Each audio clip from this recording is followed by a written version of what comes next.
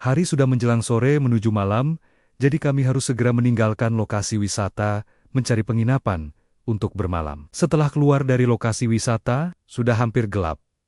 Jadi kami harus bergegas turun menuju ke tempat pemberhentian berikutnya, yaitu penginapan Embun Lawu Cottage. Setelah sampai di lokasi, kami langsung check-in.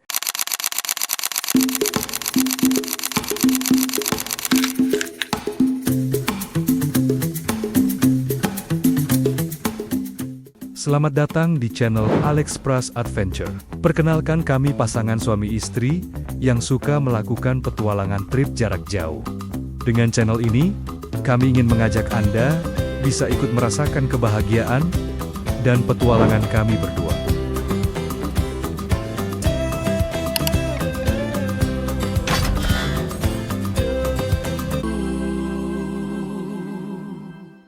Di episode kedua ini, kami sudah memasuki hari keempat dalam perjalanan menuju ke tujuan akhir di Manado. Pada hari keempat perjalanan akan ditempuh sejauh kurang lebih 120 km. Rute dimulai dari Tawangmangu menuju Klaten dan berakhir di daerah Yogyakarta. Jadi, sesuai rencana, titik start awal dari Embun Lawu Cottage Tawangmangu berlanjut ke pemberhentian kedua di Desa Pesu Klaten. Lanjut pemberhentian ketiga Candi Prambanan, dan pemberhentian terakhir Hotel Kabin di pusat kota Yogyakarta. Setelah menginap semalam di Embun Lawu, kami sarapan dulu sebelum melanjutkan perjalanan. Sambil menunggu sarapannya untuk disajikan, kami sempatkan untuk berjalan-jalan dahulu, melihat-lihat area seputar penginapan ini. Di penginapan ini, ternyata banyak tersedia wahana hiburan yang bisa dinikmati bersama keluarga. Namun sayang sekali, kami tidak bisa mencobanya karena keterbatasan waktu yang kami miliki. Sebab perjalanan masih jauh dan harus segera dilanjutkan menuju titik berikutnya.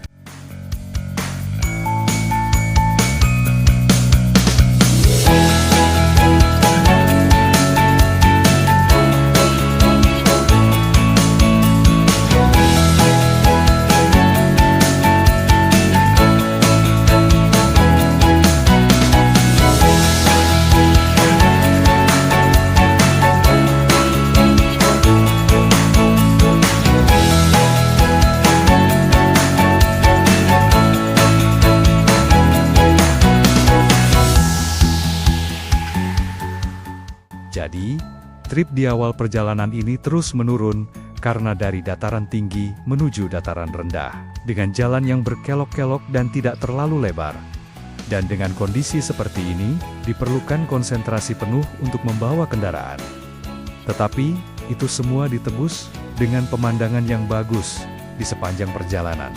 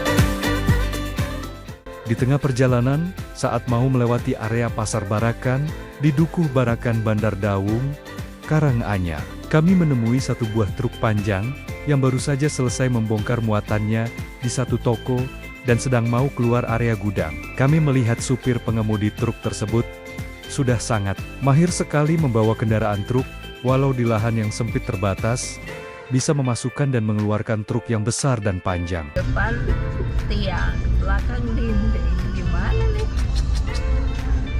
Hebat, tapi kok bisa lolos, memang jago kok. Lolos dia, lolos. Jago. Tinggal satu kali putar. Skill tingkat dewa ini. Iyo, hebat, hebat. Skill dewa. skill dewa memang.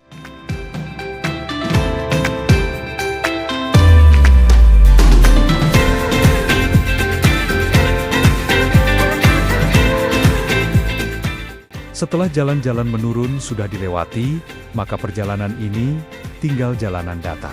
Dari awal kita sudah tentukan titik pemberhentian pertama hari ini adalah daerah Kabupaten Klaten, tepatnya Desa Pesu.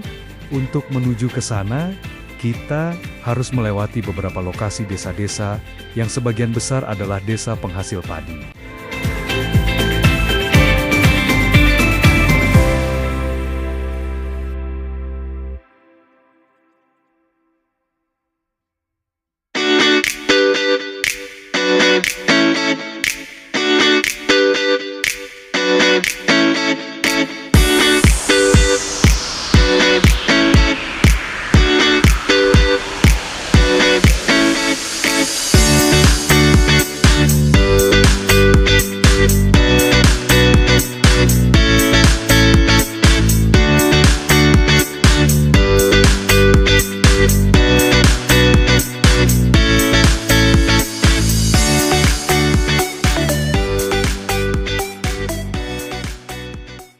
Saat hampir akan meninggalkan Desa Bulu Kecamatan Polokarto dan melewati hamparan ladang pertanian, kami menemui satu fenomena alam yang jarang kami temui, yaitu banyaknya kupu-kupu berwarna kuning yang berterbangan di sepanjang jalan yang kami lewati.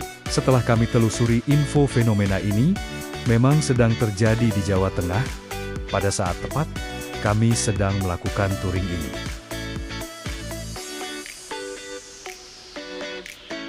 Fenomena ini dalam budaya Jawa, kupu-kupu sering dianggap sebagai simbol pembawa kabar atau perubahan. Kemunculannya dalam jumlah besar dan tampak mencolok dipercaya sebagai pertanda baik. Kupu-kupu kuning bisa disimbolkan sebagai kebahagiaan atau kemakmuran yang akan diberikan Tuhan ke alam raya.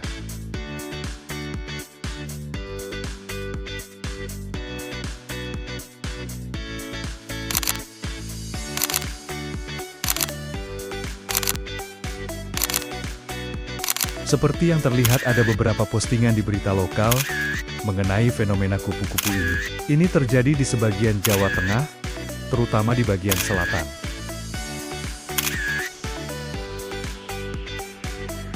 Tidak lama setelah ini, dan tidak ada lagi kupu-kupu yang lewat, maka tibalah kami memasuki area yang sangat berbeda lagi kali ini. Tepat setelah mencapai perbatasan Desa Bulu, tibalah kami memasuki area hutan perkebunan karet, dengan pemandangannya yang unik dan bagus. Sangat jarang kami temui kondisi hutan seperti ini, dengan tanaman pohon karet yang tertata rapi, rapat, dan padat. Hutan ini, dahulunya adalah sebuah perkebunan karet peninggalan era kolonial Belanda. Kini, perkebunan ini dikelola PT PN 9, dengan luasan lahan sekitar 48 hektar. Kawasan ini sering disebut Alaska Polokarto. Alaska adalah singkatan dari alas karet. Penamaan alas diambil dari bahasa Jawa, yang artinya hutan. Ada ribuan pohon karet berdiri kokoh di Alaska, sehingga muncul kesan angker karena rimbunnya pepohonan, terutama saat malam hari tiba.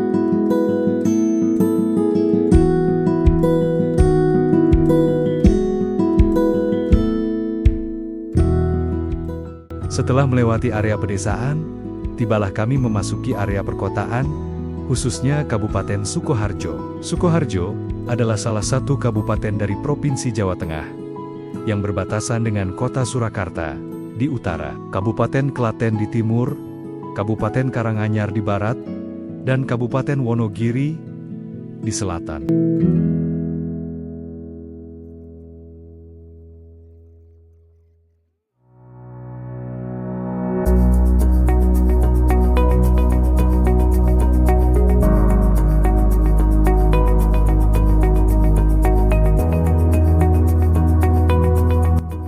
Kota ini terkenal dengan julukan Kota Jamu. Julukan ini melekat pada Sukoharjo karena perannya yang penting dalam industri jamu Indonesia. Di Sukoharjo sendiri terdapat satu pasar istimewa yang bernama Pasar Jamu Muter. Pasar jamu terbesar di Asia Tenggara. Pasar ini menjadi pusat perdagangan jamu dari berbagai daerah di Indonesia. Namun sungguh sayang, kali ini kami juga tidak berhenti di kota Sukoharjo karena keterbatasan waktu dan planning awal. Jadi kami memang tidak mengalokasikan waktu untuk singgah dan berhenti di kota ini.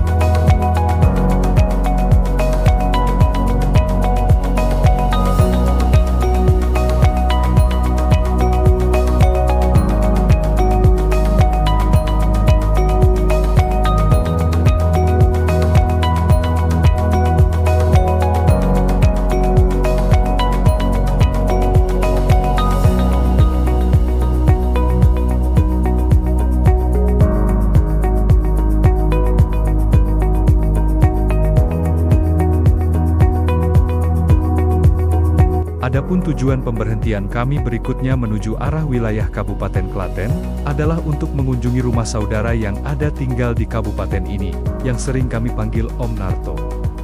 Om Narto adalah paman dari istri saya. Atau tepatnya, suami dari almarhum Tante Vin, adik dari ibu mertua saya. Dia tinggal di Desa Pesu, Kecamatan Wedi, Kabupaten Klaten.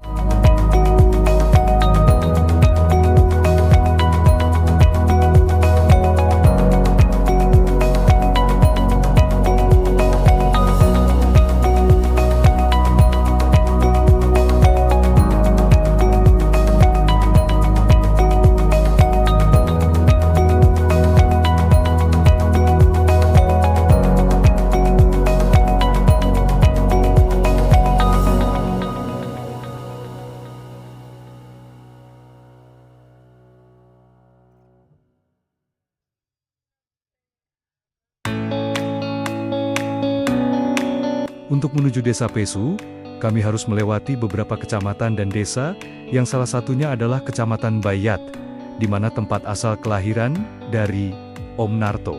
Setelah melewati Kecamatan Bayat, barulah kami memasuki Kecamatan Wedi, di mana terletak Desa Pesu.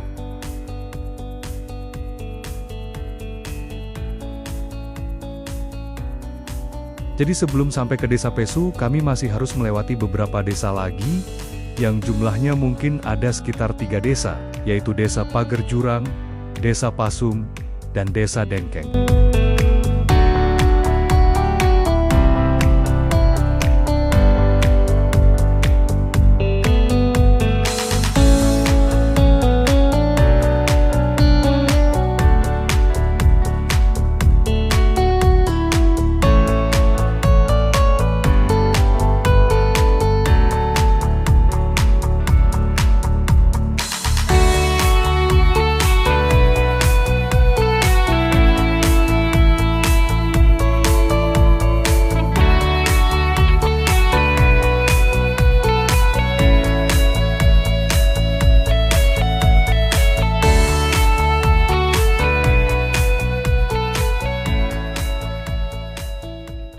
Sepanjang perjalanan ada terhampar banyak sekali sawah-sawah milik penduduk lokal. Ada yang sudah selesai panen, dan ada yang sedang dan baru disemai. Jadi beragam periode tanam dan panennya. Ini artinya, panen padi di sini terjadi di sepanjang tahun berjalan. Menurut data yang saya dapat, desa ini, sebagian besar penduduknya, adalah petani penghasil beras, di mana sudah terlihat saat memasuki desa ini, banyak sawah-sawah yang terhampar luas. Walau hanya desa kecil yang berada di pelosok, ternyata desa ini sudah sangat mewakili keberagaman Indonesia. Karena penduduk desa ini memiliki beragam agamanya, seperti Islam, Kristen, Katolik, dan Hindu.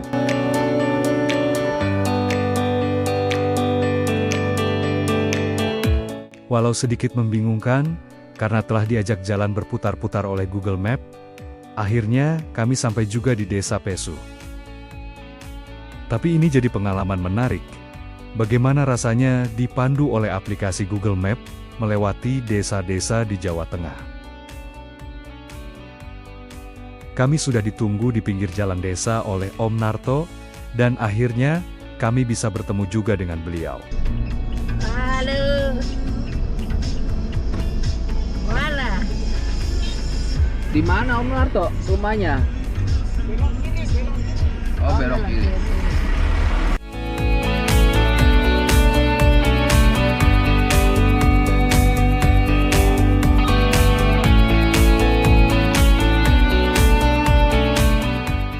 Setelah sampai di rumah Om Narto, suasana keadaan rumah benar-benar terasa asri.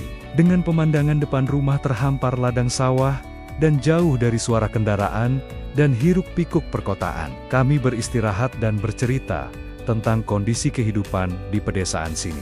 Jadi, Om Narto sehari-harinya bekerja, membawa mobil pick-up untuk mengantar padi yang sudah dipanen ke tempat-tempat pengilingan padi. Ini rumahnya Om Narto nih.